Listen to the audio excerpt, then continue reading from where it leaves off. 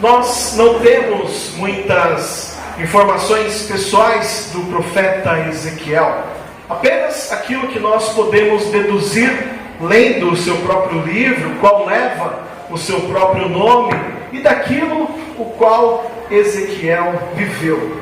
Ele não é mencionado em outro livro do Antigo Testamento, mas nós podemos ver alusões sobre as suas visões, os seus símbolos, no Novo Testamento.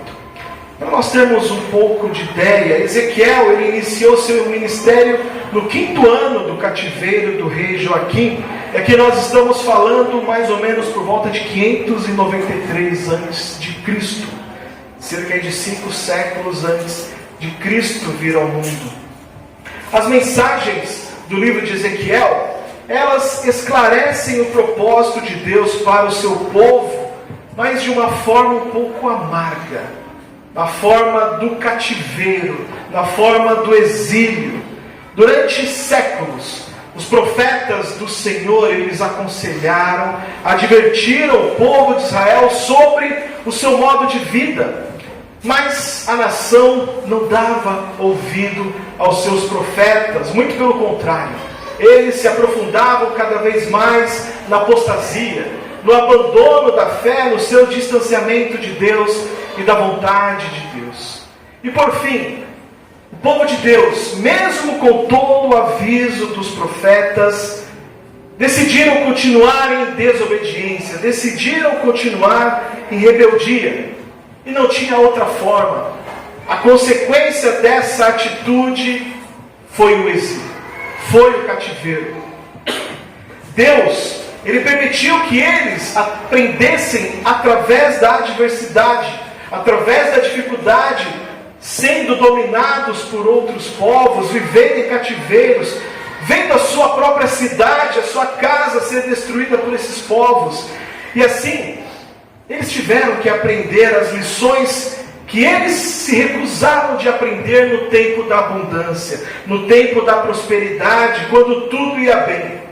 Recusaram aprender naquele momento e tiveram que aprender de uma forma mais dura. O povo preferiu seguir os seus próprios desejos, seguir a idolatria, se afastar de Deus. E como consequência, foram dominados.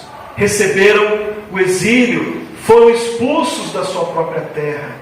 Isso, muitas vezes, acontece conosco também.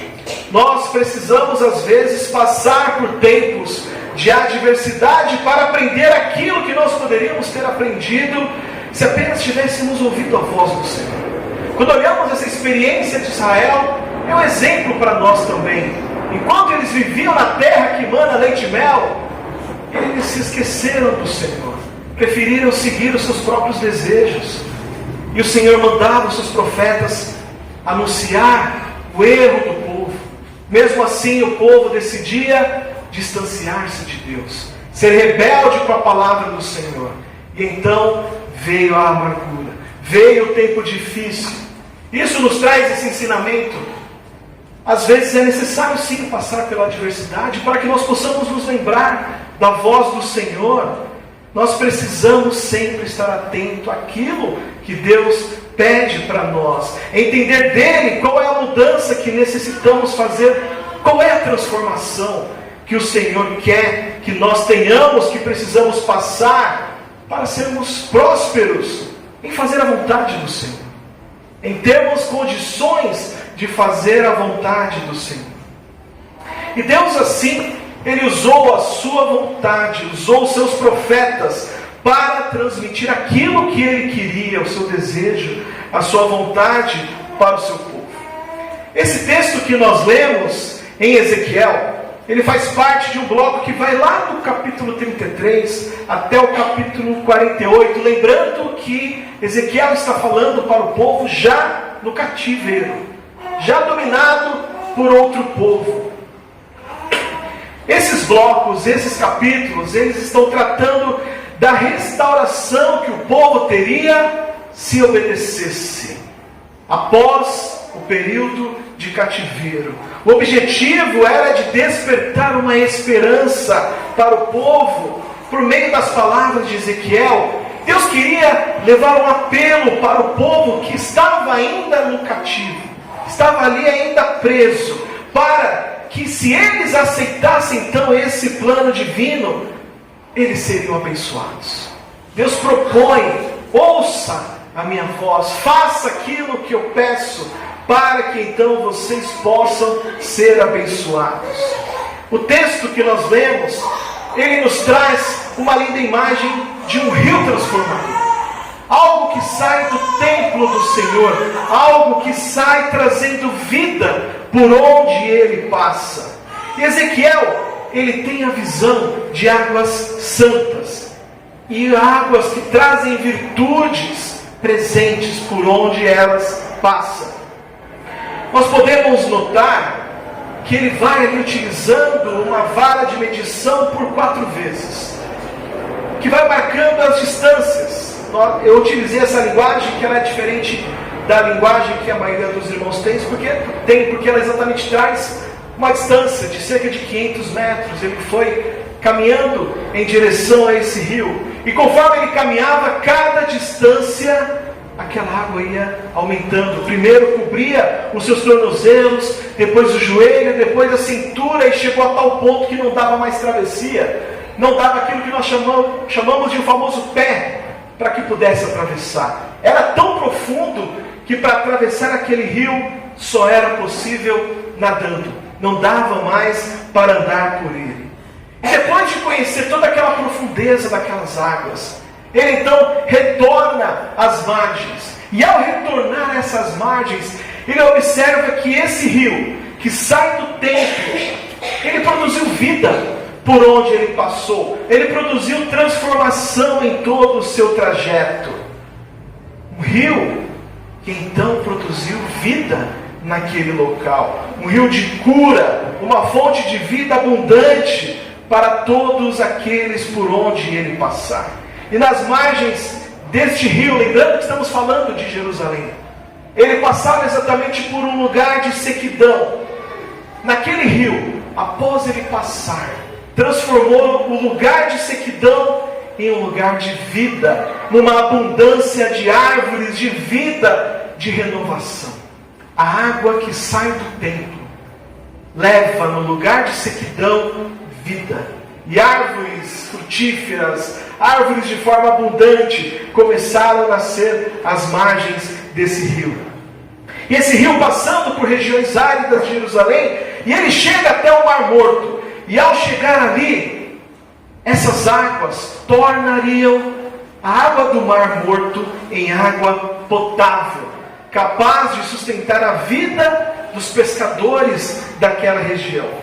É interessante notarmos o poder que essas águas têm, vinda do templo, porque ela é capaz de levar vida à sequidão, e é capaz de levar vida para o mar que estava o quê? Morto.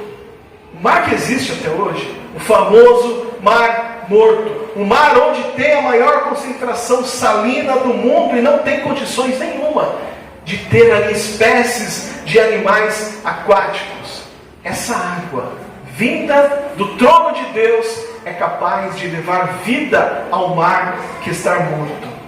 Essa água que atingiria o Mar Morto, ela é a água da vida, é a água da transformação. Ou seja, nada é capaz de resistir a ela. Onde ela atingir, ela vai produzir vida, até mesmo no Mar Morto. Por onde ela passar, tudo vai se transformar. Onde ela alcançar, ela é capaz de transformar tudo. A região que é seca é capaz de produzir árvores em abundância. Ela é capaz de chegar até o Mar Morto e levar vida, levar água potável, levar transformação naquele mar.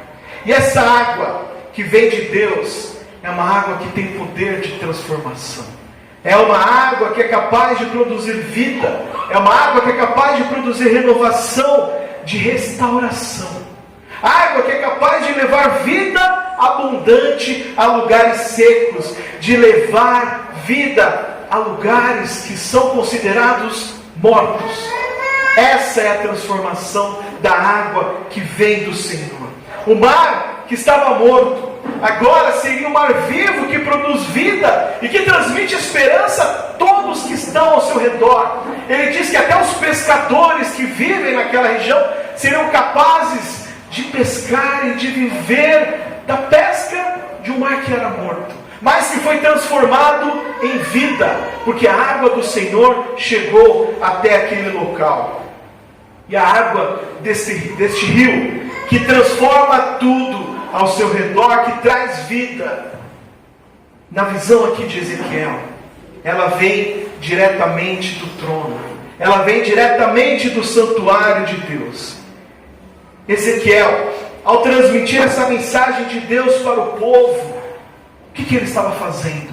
Lembrando que o povo estava em cativeiro, ele está trazendo esperança para todos aqueles que estavam passando por momentos de dificuldade, vivendo no exílio, estavam cativos, falando para todos de que de Deus fluem águas que são capazes de transformar, de trazer vida para aqueles que estavam desesperados.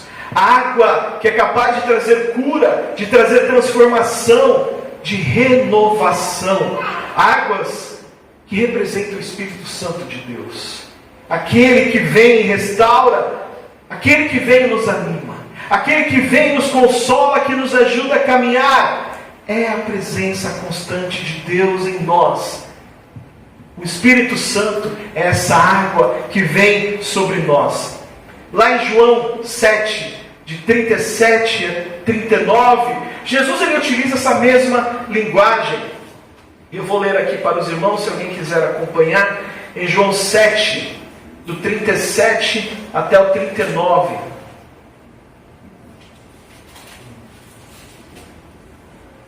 O Senhor Jesus disse o seguinte: o último dia da festa era o mais importante. Naquele dia, Jesus se pôs de pé e disse bem alto: se alguém tem sede, venha a mim e beba. Como dizem as Escrituras Sagradas, rios de água viva vão jorrar do coração de quem crê em mim. Jesus estava falando a respeito do Espírito Santo, que aqueles que criam nele iriam receber. Essas pessoas não tinham recebido o Espírito porque Jesus ainda não havia voltado para a presença gloriosa de Deus. Esse é o relato de João, trazendo exatamente aquilo que Jesus havia falado.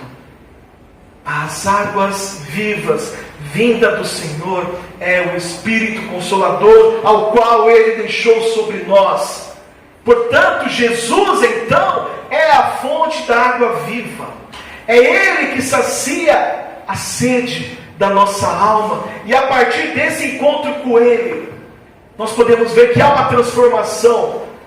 A partir desse encontro com Jesus, rios de água viva começam a jorrar de dentro de nós. Ou seja, nós começamos a ser portadores de transformação.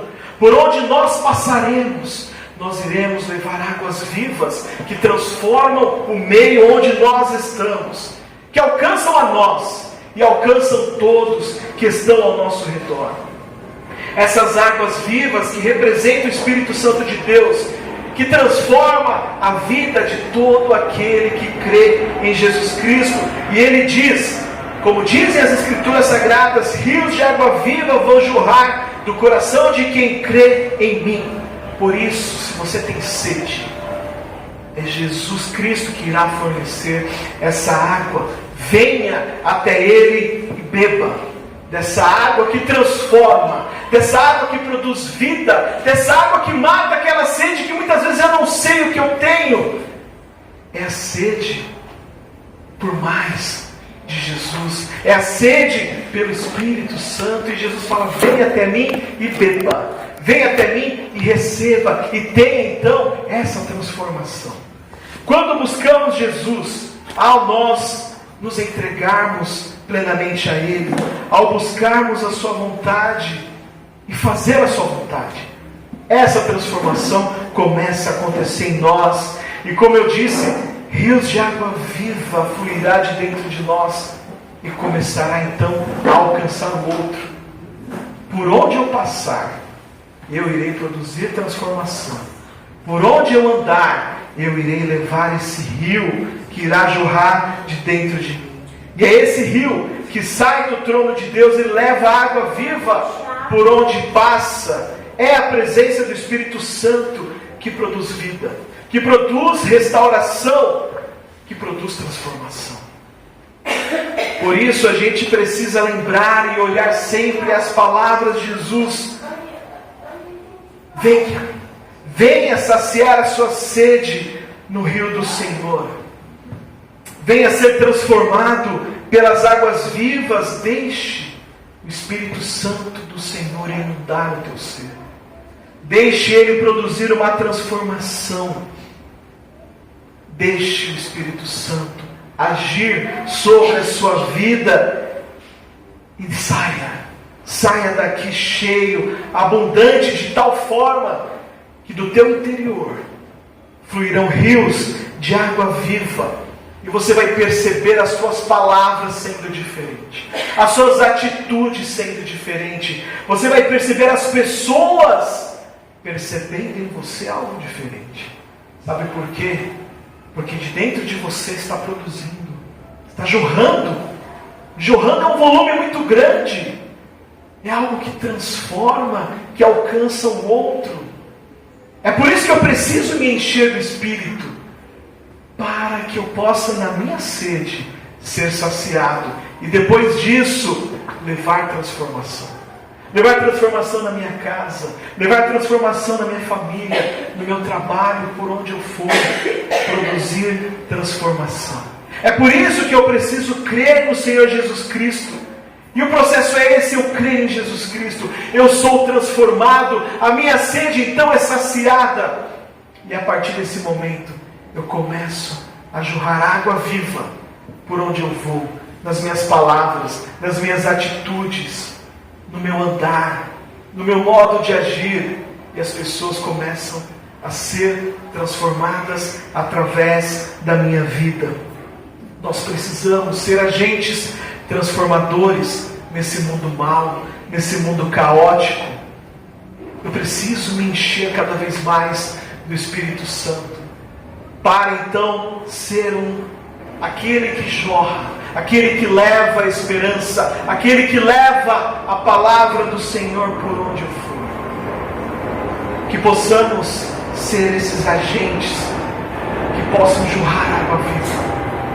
Não vamos negar, não vamos deixar isso apagar de dentro de nós, porque esse rio que sai lá do trono do Senhor, ele vem até nós.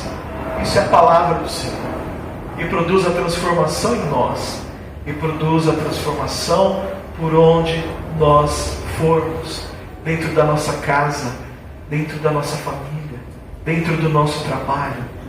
Que possamos levar a palavra do Senhor, possamos crescer, possamos buscar cada vez mais, e sermos esses portadores, e possamos levar de fato a mensagem do menino Jesus, a mensagem daquele que veio, nasceu, viveu, morreu, nos ensinou e agora morreu numa cruz para nos salvar. Que possamos viver essa transformação e transformar a vida de outros através das nossas vidas.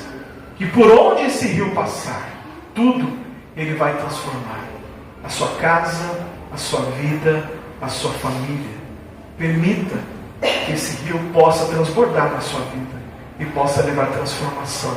No lugar que há sequidão, no lugar talvez que esteja morto, ele vai produzir vida e vai transformar a sua casa e a sua família. Amém? Amém.